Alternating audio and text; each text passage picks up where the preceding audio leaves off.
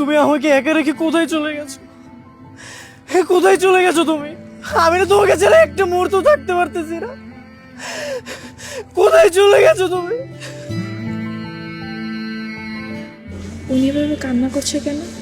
Please ফিরে আসো না, আমি তোমাকে অনেক মিস করতেছি। তুমি জানো না আমি তোমাকে কতটা ভালোবাসি।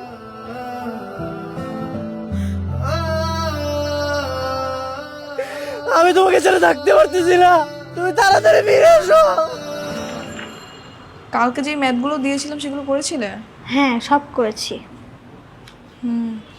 সামনে তো তোমার পরীক্ষা, তো একটু মনোযোগ দিয়ে পড়াশোনা করো, বুঝছো?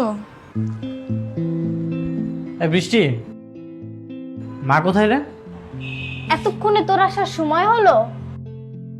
মা সেই কখন থেকে তোকে খুঁজছে। কেন, কি হয়েছে? এত খোঁজার কারণ কি? মাকে গিয়ে জিজ্ঞেস কর না, দেখছিস না আমি পড়তেছি। আচ্ছা ঠিক আছে, দেখতেছি। আর তুই মন দিয়ে পড়াশোনা কর। তোকে বলে দিতে হবে না, নিতু আপু থাকতে আমার কোনো সমস্যা নেই।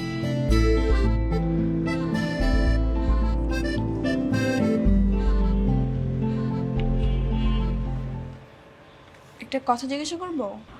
হ্যাঁ আপু বলেন। তোমাদের কি রিসেন্টলি কোনো আত্মীয় স্বজন মারা গিয়েছে?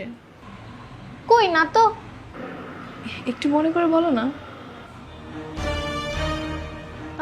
3 বছর আগে আমার নানু মারা গেছে। তারপর তো তাহলে ওটা কার খবর ছিল? কি হয়েছে আপু? না না, কিছু না, তুমি পড়ো।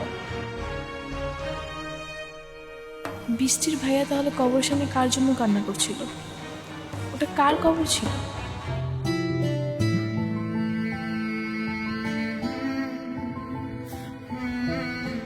আমাদের কত স্বপ্ন ছিল, সারা জীবন আমরা একসাথে থাকবো। নিজের মতো করে তো ঠিকই ঘুমিয়ে আছো, আমার কথাটা একটা বারও ভাবলে না? তুমি তো বলেছিলে তুমি নীল শাড়ি পরবে, আমি পাঞ্জাবি পরবো, দুজন হাতে হাত রেখে হাঁটবো। সেই স্বপ্নগুলো কোথায় গেল? ঠিক আছে, আজ তাহলে আমি আসি।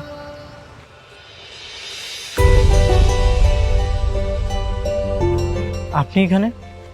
হ্যাঁ, আপনাকে দেখে তো আসলাম। আচ্ছা, আপনি এখানে প্রতিদিন কার জন্য কান্না করেন?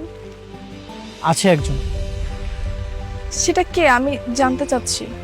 জেনে আপনি কি করবেন? আর আপনার জানার দরকার কি? না, এমনি জিজ্ঞাসা করলাম। এমনি এমনি না, এভাবে কাউকে জিজ্ঞাসা করবেন।